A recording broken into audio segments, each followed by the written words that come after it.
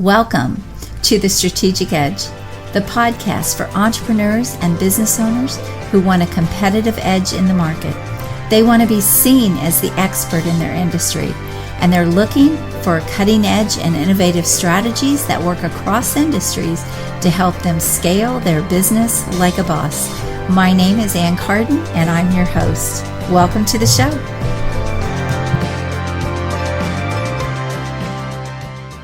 Hey everyone, it's Carden again, and I want to welcome you to another podcast of The Strategic Edge. I'm excited today. I have a really great guest with me today. I know you're really going to get a lot of value from him, and his name is Doublet.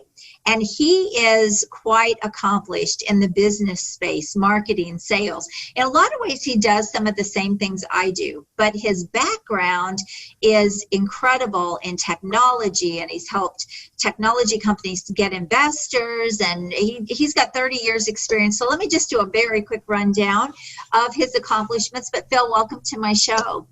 Thanks, Ann. Nice to be here. Yes, I'm happy to have you. So let me just give a very quick bio about you. He is an accomplished senior executive. He's a business advisor, consultant, and director for over 30 years. So he's not a fly-by-night business consultant. He has been doing this for 30 years, and he's actually done it across many industries. So he's had a lot of success. And he's had a lot of success, like I said, in the IT space, in technology, but he's also done a lot in professional services and higher education as well. I'll have him talk a little bit about that. And then he basically helps companies, especially in technology, increase their revenue, their profitability, but he helps them really with their marketing and sales and we'll dive into this a little bit more as well, but typically they lose a lot of money in marketing and sales as they're trying to scale their company. And so he has also founded, managed, and sold more than 6 businesses. So quite a resume there, and we'll put more of his accomplishments with the show notes. But Phil, I'm so excited to have you here. Great. Good to be here. Awesome. So you have just such a background. I see here you've got a BS in engineering, and we could go on and on. Like literally, this is a resume. So tell me, just give us a little bit of feedback about who you are and just kind of what your whole thing is around your business right now. Okay. Well, as you pointed out so eloquently, I started my career with a engineering degree in computer and IT engineering. And I worked in that for a while, but then I pivoted and went more into business and finance. That was some 20 years ago. And as you mentioned, I founded 6 different businesses during that time. I sold a couple, I blew up a couple, I still have a couple. As well, I'm done a lot of board work, governance work. I'm currently the chair of the board for 3 technology companies, 2 of which are going through financing. So that's kind of exciting. Fantastic. There you go. He's an expert. The other, so what I've done now is I've taken those 2 worlds and trying to put them together. My observation is that technology entrepreneurs typically don't understand or get marketing, and marketing people just don't understand tech people. So since I have a foot in both of those camps, I can translate and maybe hopefully get along. A lot of tech companies have serious issues with their marketing. Mm-hmm. If I build it, they'll come process doesn't really work that well. And they also have issues with sales. They don't know how to hire them. They don't know how to motivate them. They certainly don't know how to manage them. Mm-hmm. So that's kind of where I've positioned myself. And that's the case really with a lot of people in business. They go into business because they're good at their thing, right? And then they get in there and they're like, oh, there's a little bit more to this than what I bargained for. And especially technical people, they're so brilliant at what they do. Like I can't do all the technology stuff and all of that. So they're so brilliant at what they do that they really are new skills that they have to learn if they're going to build their business, like it is with most business owners, but especially with tech. Because what I say to technology people is I really hope they're not doing their own bookkeeping. You should outsource that. And if you try to do your own marketing, you're probably going to shoot yourself in the foot. Mm-hmm. So I've been doing business coaching and management consulting for 20 years. So I've pretty much seen it all, or at least stood close to it. And I always tell clients they should outsource the stuff they're not good at so they can spend more time on the stuff they are good at. I totally agree with that. So let's talk a little bit about, you've got a lot of background in technology, and that's why you said you kind of went into that space, because you really do understand it from being on the inside of that type of a business. But let's talk about that. So first of all, what size businesses do you typically work with?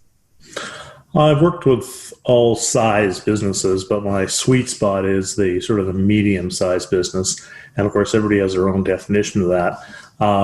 For ease of math, I basically define that as somewhere between 5 to 50 employees.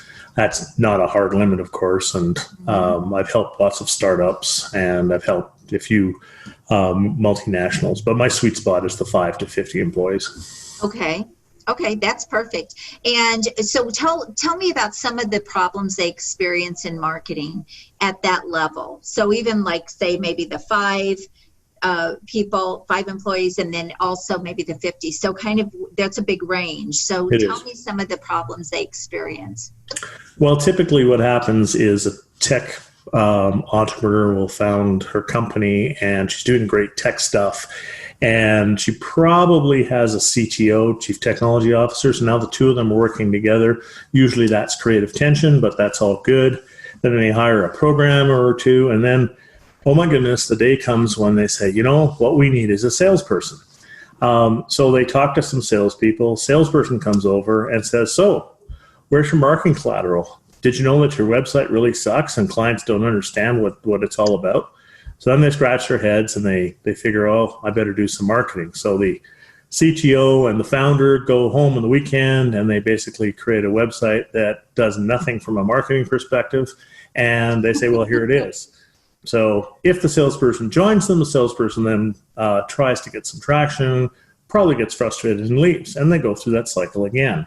Mm-hmm. So at the lower end of that, they've got a team, they've got a product, they may even have some sales, but they're stuck. They're hitting a ceiling because they can't get to the next level. That's been my experience. So by chatting with someone like me that understands the science and the strategy behind marketing, we're going to create a marketing strategy.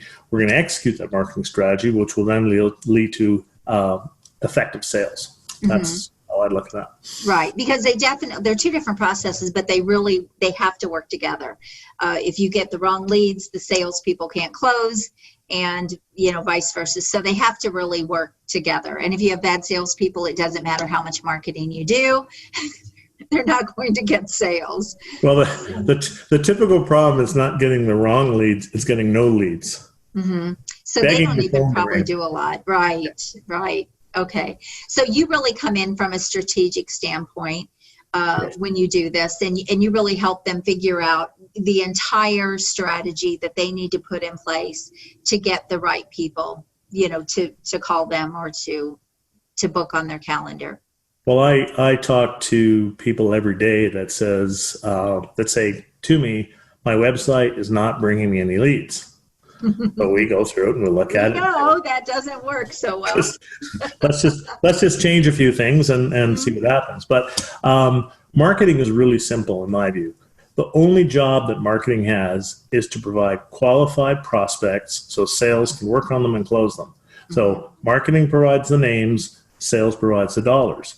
And what happens in a lot of marketing is it gets all lost in the weeds of, stickiness and eyeballs and click-throughs and, look how many impressions I made.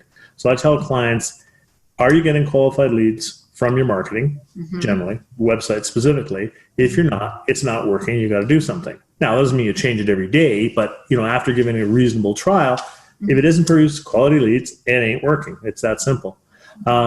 Sales is all about conversions. If you're getting qualified leads but not converting them to customers, that means your sales process is bad or missing, or you've got the wrong people, or there's a legion of issues. But the most important thing is to identify what the problem is. I've had clients that say, I don't get any leads. I said, okay, so what's your conversion rate? It's 100%. So then we actually start measuring it. Absolutely. It's great. We're great. I convert every lead I get. Right. So then we start measuring it, and they're basically getting 1 out of 20 quality leads, and then they, probably get 1 out of 3 that they actually close. But I always say to clients, if it matters, measure it, then we'll know. That's right. You can't know unless you know, right? And then the number, I always say the numbers don't lie unless you're lying about the numbers. So That's a good one. I like that. But yeah, you absolutely have to measure that. So you're right. One of the things, because I have worked with IT companies as well, not to the degree that you have at all, just as a business consultant. But the one thing that I have to teach them is to not talk tech language. When you're going out and you're trying to make a sale or you're in front of a prospect, you have to speak their language, not your language. And you probably find that same thing. We refer to that as TLAs, 3-letter acronyms. That's self-referential, but yeah.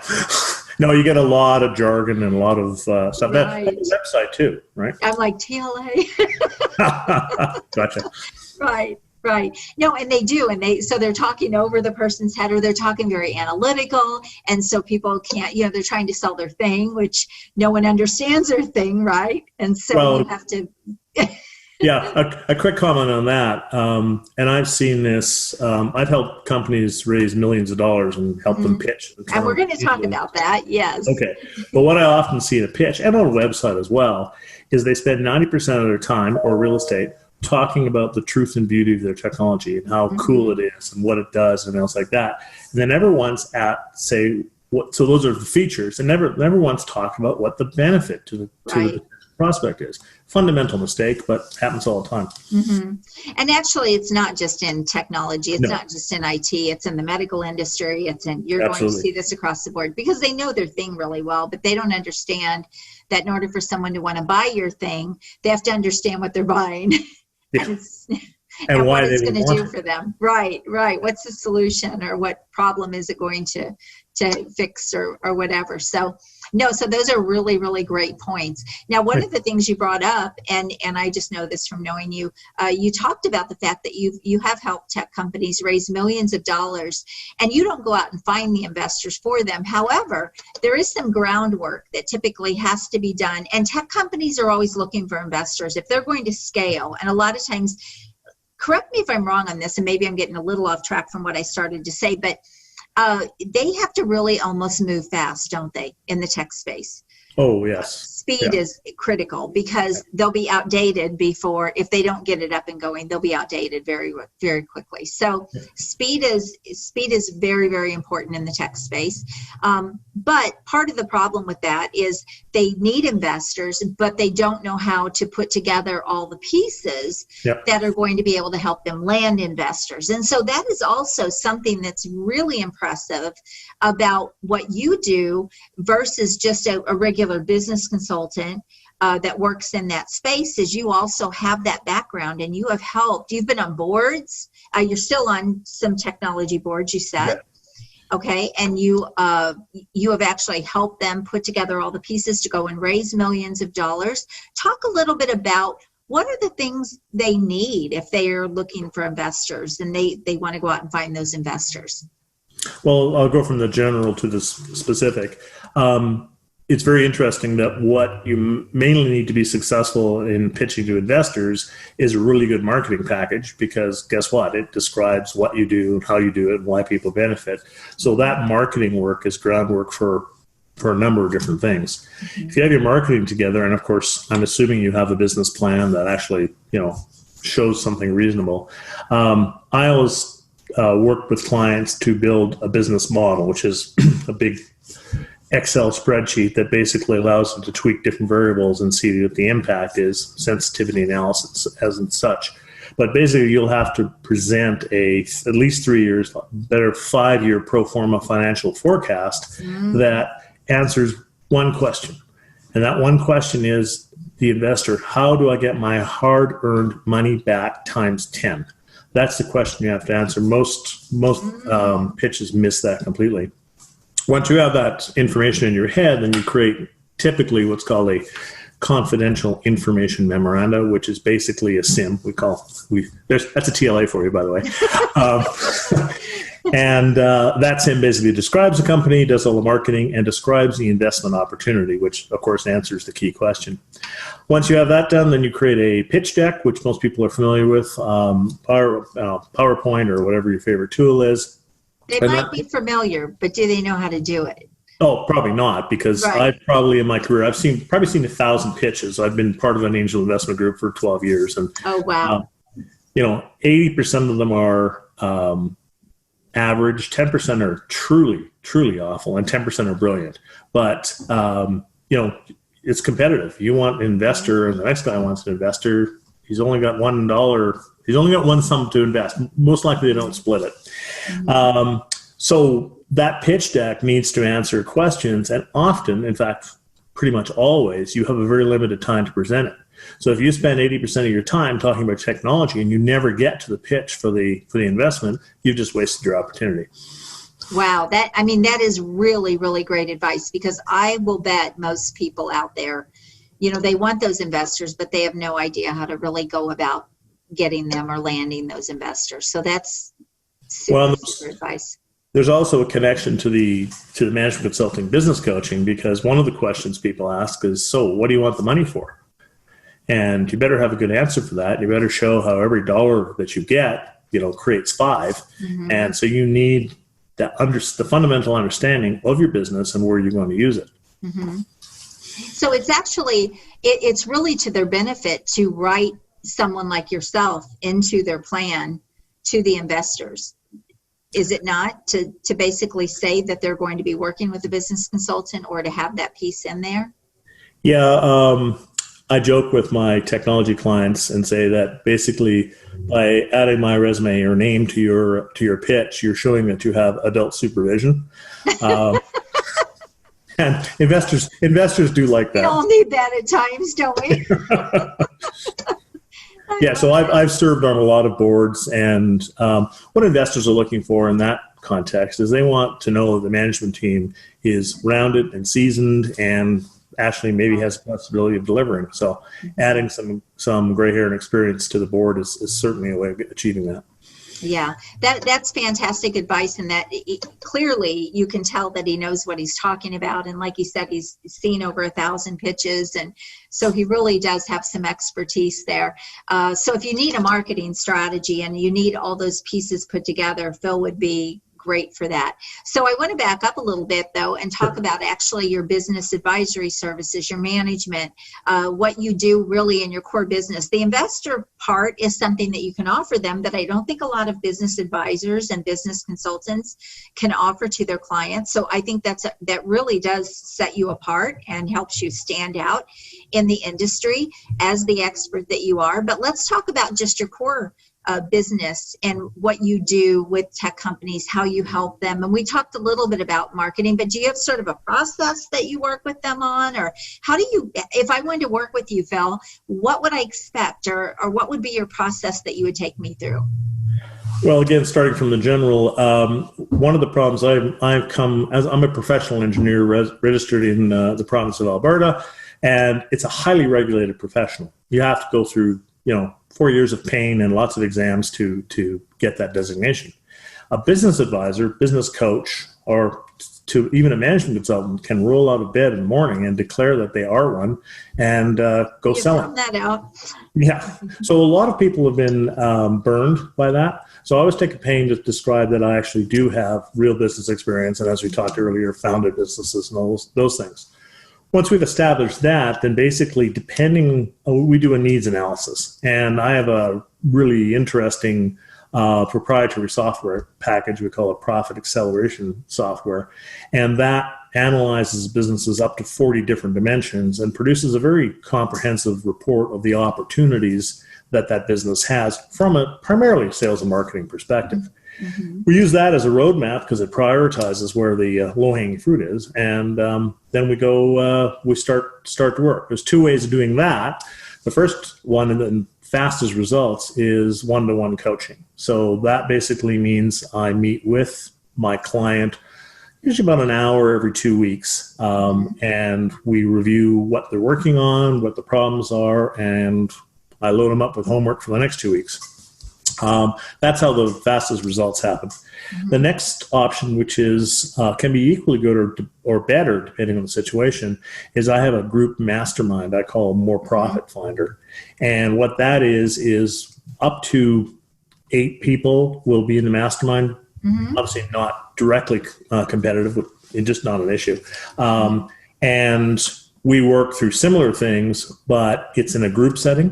Mm-hmm. And my experience in that is that often people get as much, if not more, benefit listening to other people get answers than they themselves. And then, of course, in a mastermind group, they're helping each other, they're running ideas behind each other, those kind of things. I also set up everybody with an accountability partner, so they bounce ideas off each other to make sure they're getting their homework done. And that's offered twice a month for 90 minutes. Okay. No, that's fantastic. Can I ask you something too about your sort of your business advisory, your business coaching, whatever you want to call it? I know personally, I don't call myself a coach. I say consultant/coach or advisor. And that's because there are a lot of companies out there, a lot of MLM people, health and wellness people that are selling supplements, call themselves business coaches because they're helping people build their MLM. And I don't like to necessarily be put in that category. Nothing against them. I have 41 years experience. You have 30 years. So it's a little, it's a little different. No argument. But if someone wanted to work with you, do you kind of put yourself in a coach category? Because I really don't like to do that if I can help it. How about you? Well, if we accept the classic coaching definitions that you don't do the work, you tell the client to do the work. I've seen people thrash horribly, and I think that's I think it's a poor way of approaching clients. So I do consulting when it's needed. I do coaching when it's needed. I kick butts when it's needed, whatever it needs. You advise. That's what I said. That's why it's almost hard to put a label on it, right? Because it's such a hybrid.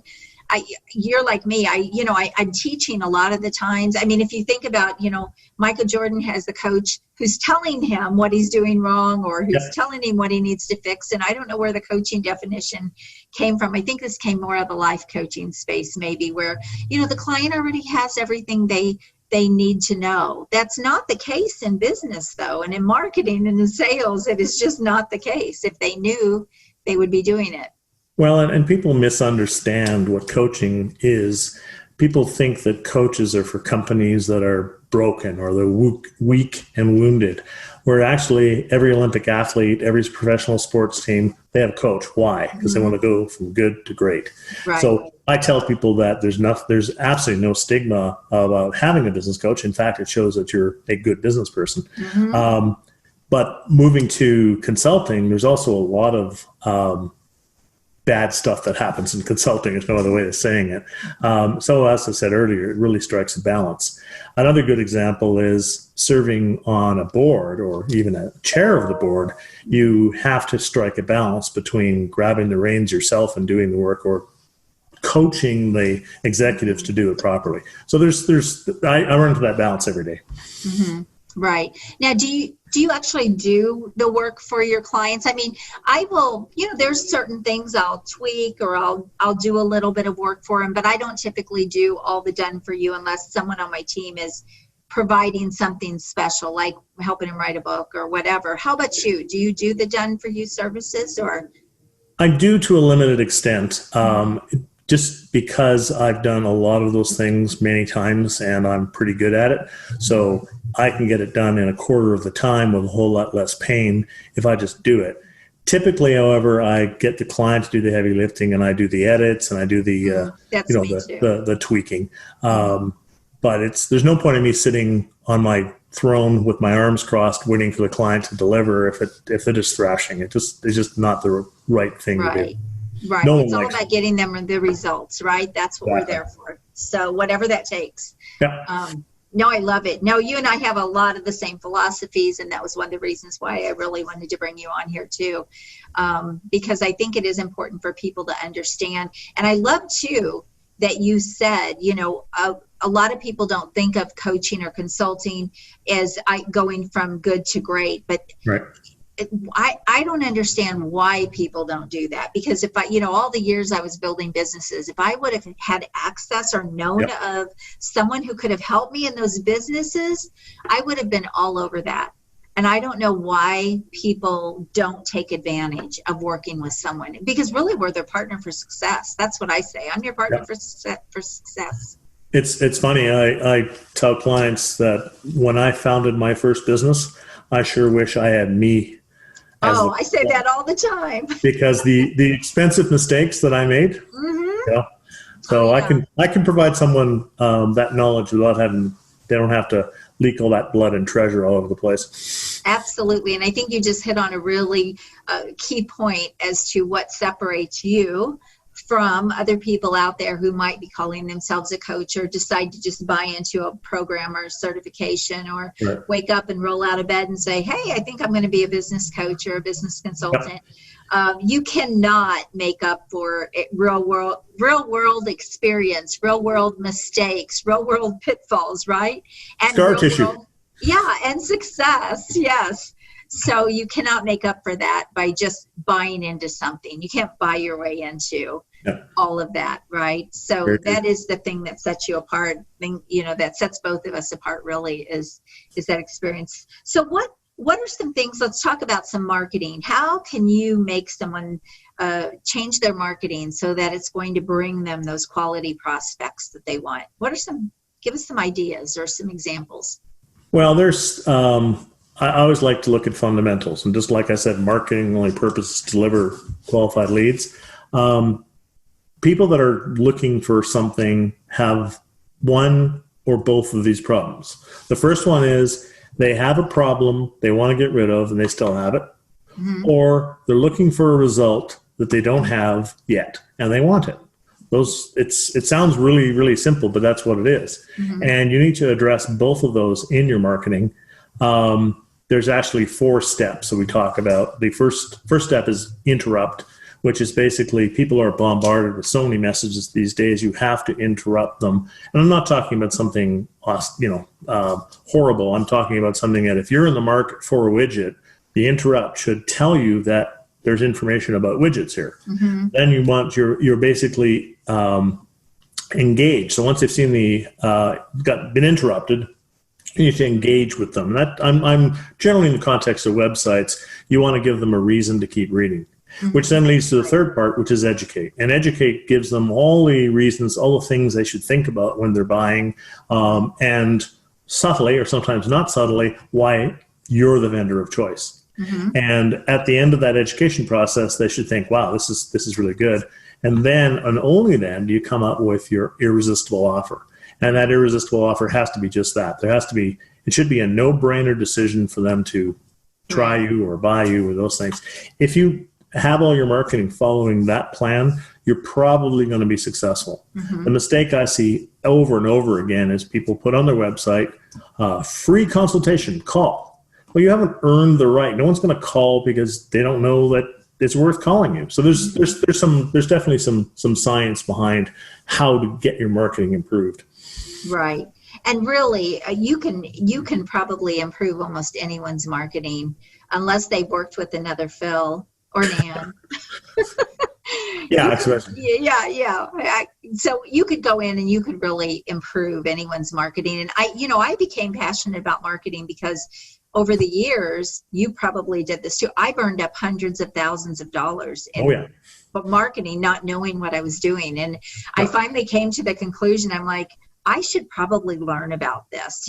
I've wasted enough money and still didn't get the results that I wanted. I even hired agencies and I even hired marketers and they didn't know anything more than I did. And so they just got my money. And so I did that for a lot of years. And that's what made me really start studying marketing. And really, you and I are a little bit unique in the fact that we do understand marketing and sales, and a lot of business advisors don't. Is that not right?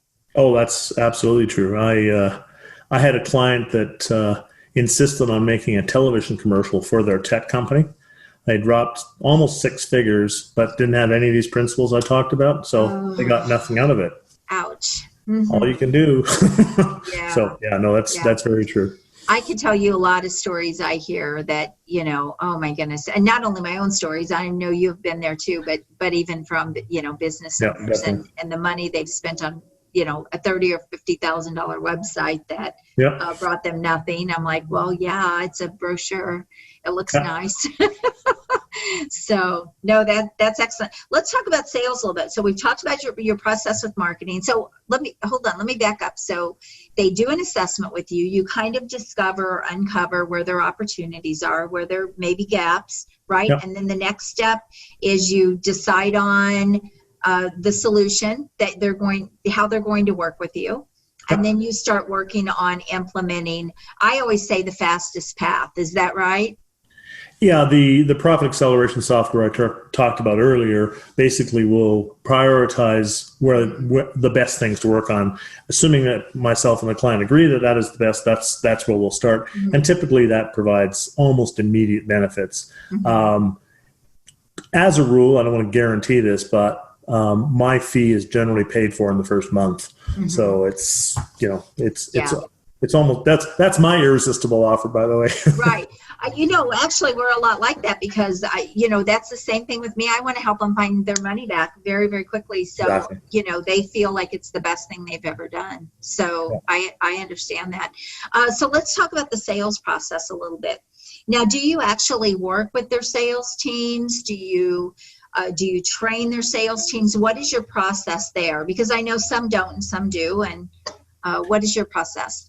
I take a business owner's view to that. So I don't hold myself out as a sales coach or sales trainer. There's lots of people who do excellent work at that. What I look for, again, is what's the outcome? And sales is really hard to do, but really easy to measure. And so if they're selling, great. So what's the infrastructure? Do they have a CRM? Do they know how to use it? What's the comp plan? I've designed a lot of comp plans because another management principle I use a lot is what gets rewarded gets done. If you're not having the reward system that's congruent with your goals, you're not going to get what you need. So that's how I approach it. But do I put them in a room and lecture them on sales training or spin selling or those kind of things? No, but I can refer them as you can. Right. Okay. Very good.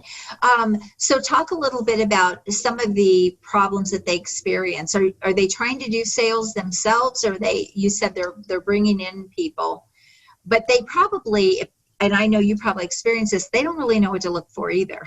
They don't really know what is going to make a good salesperson and who's going to be right for their company, right? Yeah, well, I kind of alluded to that. So generally the founder or the CTO will do some sales because they'll talk to like-minded people, they'll get some traction.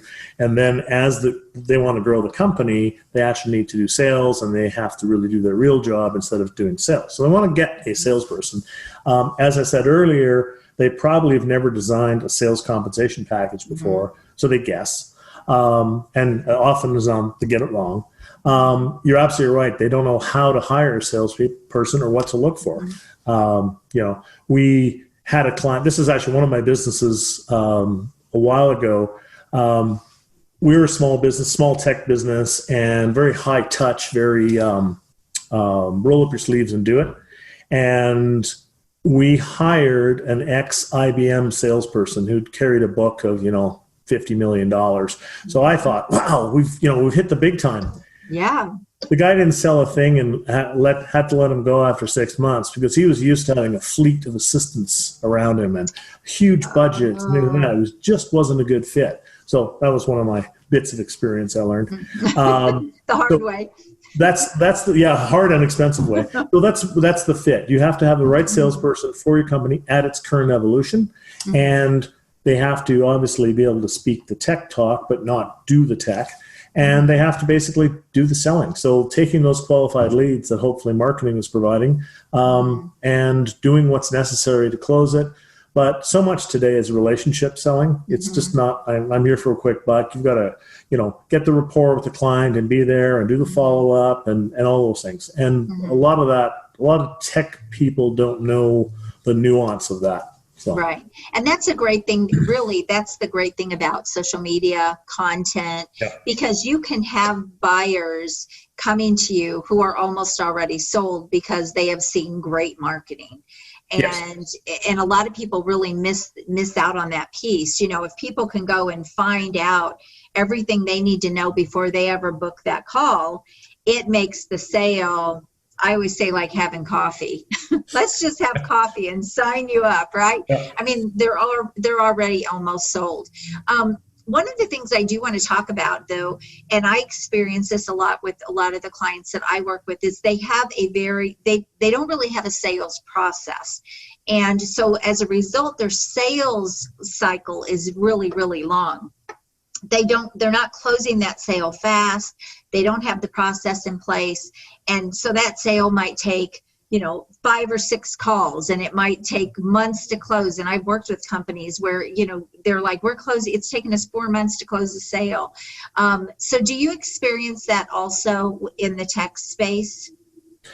Yeah, if it's taking too long, usually the deal is dead. I mean, Yep. time kills deals, particularly in the tech space. Mm-hmm.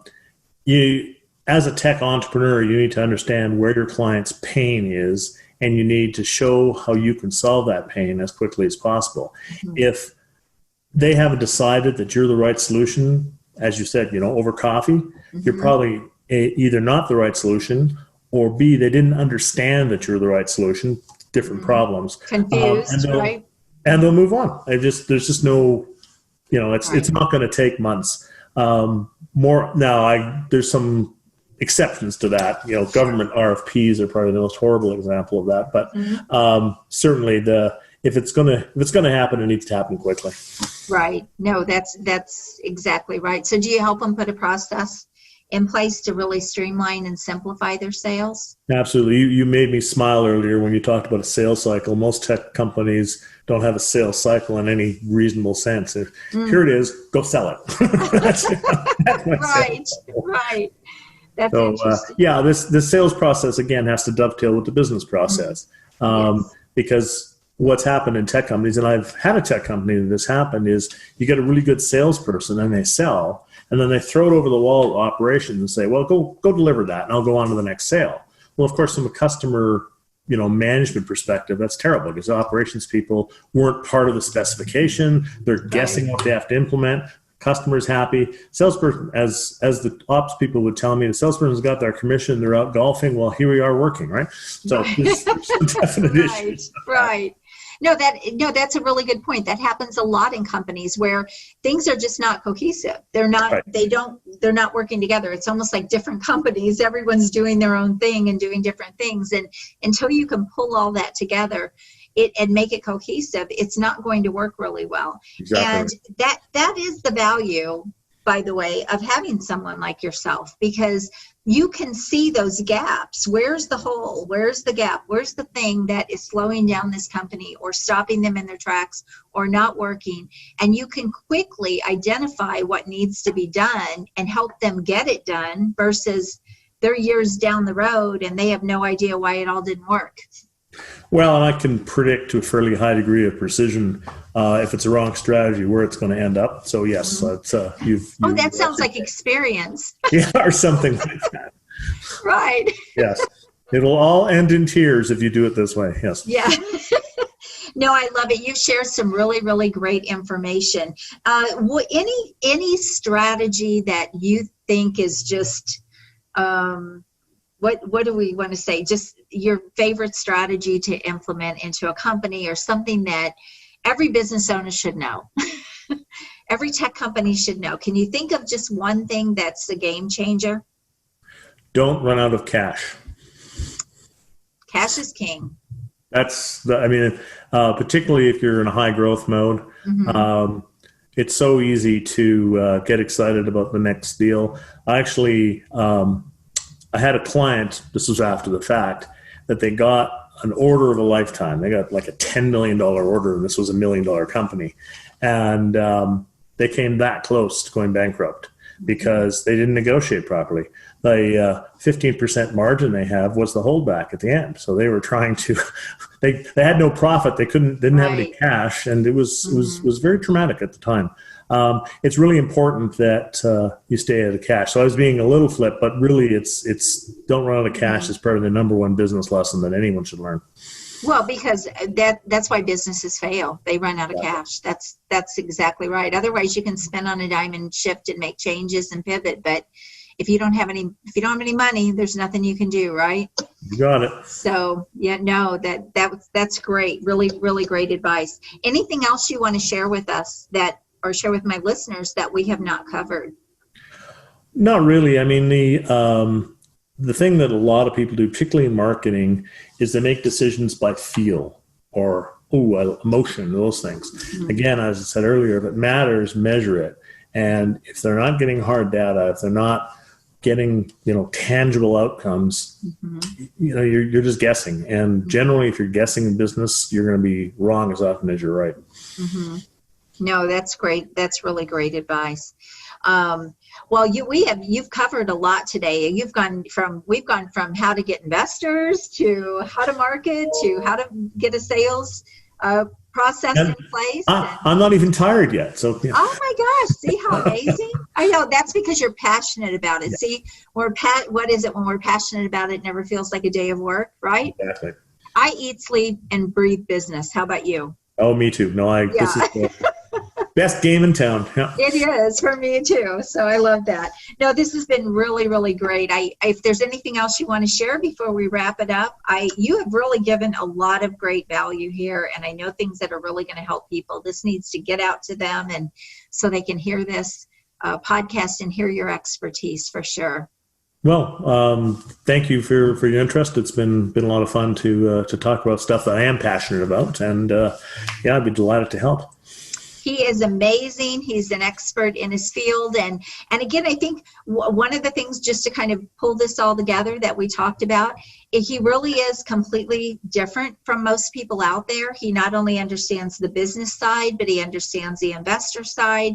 He's worked in the tech space. He also understands great marketing and sales. And it's not very often you find someone that has all of that expertise. Like, I don't work even from the investor side, so I can get them financing, but to go out and find investors, that's out of my wheelhouse. So that definitely makes you a standout advisor, and I highly recommend him to anyone that has a need for what he does, and I know he will just be a huge asset to partner with in your tech business to really move that forward and get everything that you want from that business.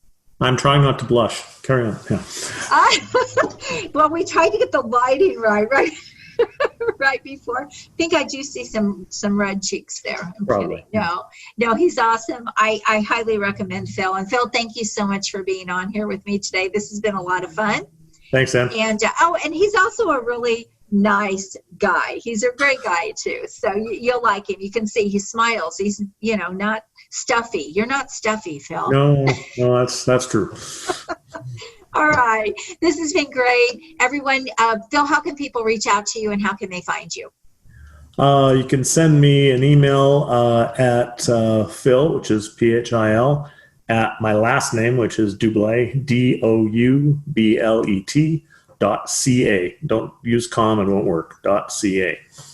And I'm on LinkedIn and Facebook and all those other good things. And we'll put all of his information with the podcast, with all the show notes, so you'll be able to reach out to him then. But if you want to, go ahead and get in touch with him. If you need help in your company, please do. He's a busy guy, so reach out to him. And I know it will be the best decision you've ever made for your tech company. So, Phil, thanks again for being here. Thanks, Ann. Really enjoyed it. Thank you. You have an awesome day. Bye, everyone. Thank you for being on another show. And until next time, you have an amazing day. God bless you all.